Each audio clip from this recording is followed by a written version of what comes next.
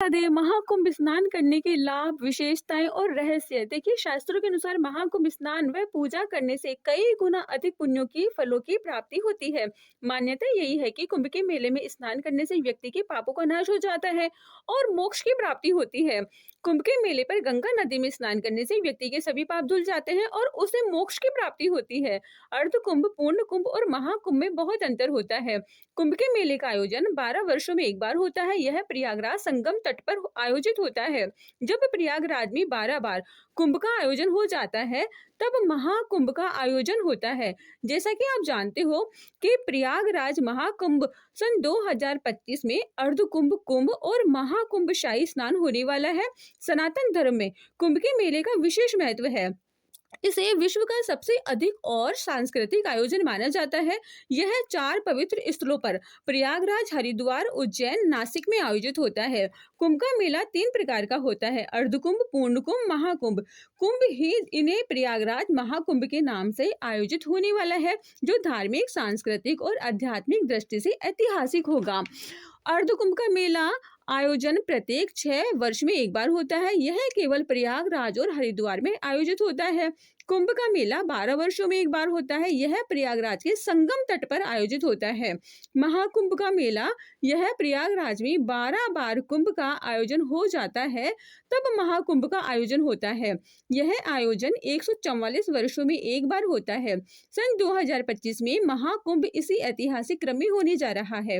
अगर हम शाही स्नान की बात करें तो सन 2025 में महाकुंभ की शुरुआत 13 जनवरी से सन 2025 को होगी और इसका समापन 26 फरवरी सन 2025 को महाशिवरात्रि पर होगा। इसमें 6 प्रमुख शाही स्नान होंगे। उनकी तिथियां इस प्रकार है: 13 जनवरी पौष पूर्णिमा, 14 जनवरी मकर संक्रांति, 29 जनवरी मौनी अमावस्या, 3 फरवरी बसंत पंचमी, 12 फरवरी माघी पूर्णिमा और 26 फरवरी महाशिवरात्रि। जो व्यक्ति इन तिथियों पर महाकुंभ में स्नान करने के लिए जाता है, उन्हें सभी पापों से मुक्ति मिलती है।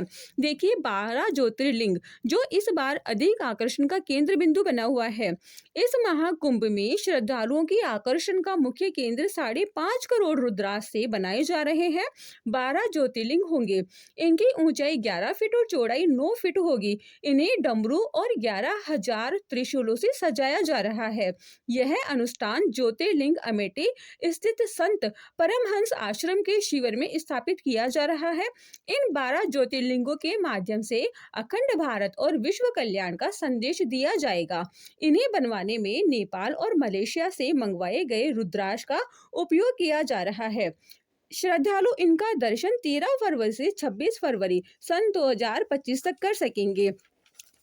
महाकुंभ मेले में स्नान करना आत्मा और मन की शुद्धि का प्रतीक है, जो विशेष खगोलीय स्थिति में अमृत के जल से स्नान करने के समान होता है। शाही स्नान, जिसे राजयोग शाही स्नान भी कहा जाता है, महाकुंभ मेले का मुख्य आकर्षण और सबसे प्रमुख धार्मिक अनुष्ठान माना जाता है।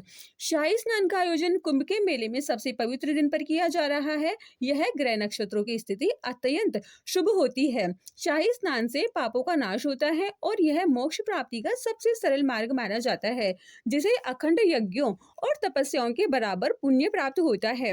महाकुंभ के मेले में स्नान करना केवल शरीर को धोने का कार्य नहीं है, बल्कि यह आत्मा और मन की शुद्धि का भी प्रतीक होता है।